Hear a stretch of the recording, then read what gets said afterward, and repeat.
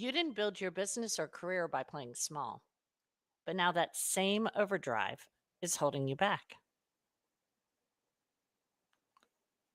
Welcome. I'm so glad you're here. Whether you're leading a team, running a business, or scaling your role, this session is for high achievers who've hit that frustrating wall. I'm Wendy Taylor, and I work with high performers who've always succeeded by doing more until that approach stops working.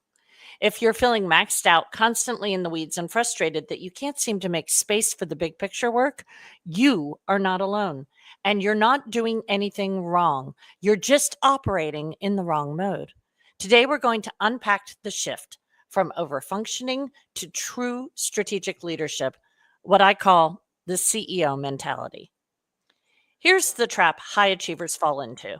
We've been rewarded for doing more our whole careers, maybe our whole lives. Work harder, be the go to, never drop the ball.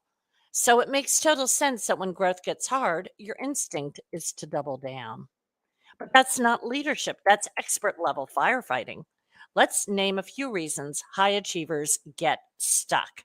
You've been praised your whole life for output, not outcomes. Your identity is built around being reliable, capable, indispensable. You don't fully trust your team or your systems, so you end up micromanaging. And secretly, you fear being unnecessary if you step back. Does any of this sound familiar? So, I always like to say when you listen to these, grab a pen or a pencil and a piece of paper and take some notes.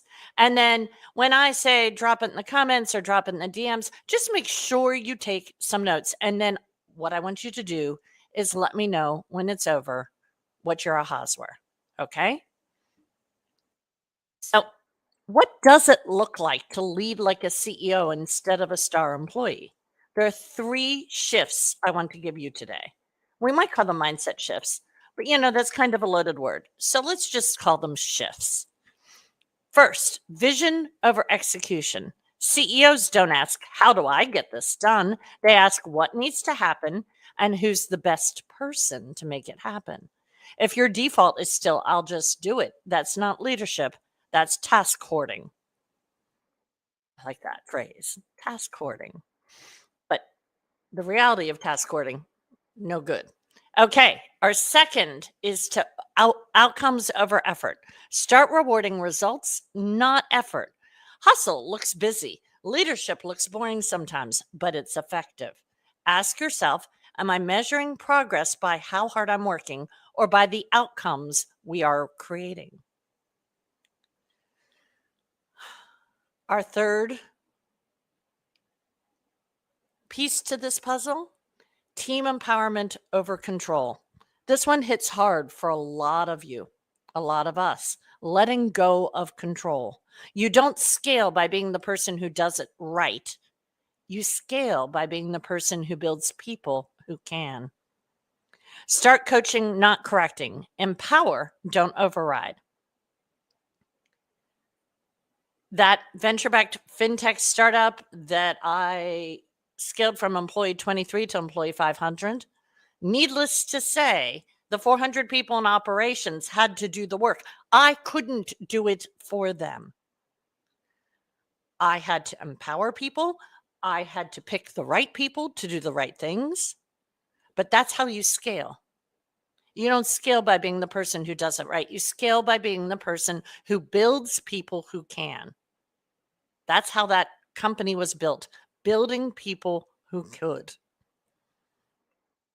But we want to start coaching, not correcting. Empower, don't override. So let's make this real. What I want you to do is reach out to me and let me know, either in the comments or in my DMs, what's one area where you are overfunctioning right now. Maybe you're still managing client delivery. Maybe you're reviewing everything before it goes out.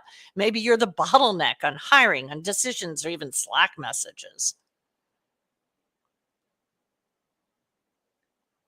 I want to know what that thing is where you're really overfunctioning right now. And then I want you to let me know how you're going to shift from I'll just do it to I'll empower someone else to own this. It's going to be uncomfortable at first. But this is where the growth lives. Now, let's recap. CEO mentality is about three core shifts: vision over execution, outcomes over effort, and empowerment over control. Here's your CEO decision for this week. What's one task you need to pick the right person for, to delegate, to protect your strategy time? Really sit with that, decide it, commit to it. And if you're realizing, I need help making these shifts stick, that is what I'm here for. I work with high achievers who are ready to lead at a higher level without burning out, without abandoning their families, without overfunctioning, without getting lost in the weeds. If that's you, let's talk. I'm opening a few spots for one on one clarity calls this week. And literally, it's a few spots. No pressure, just real strategy. Drop me a message and say, Wendy, we need to get on a call. And I'll get you the link.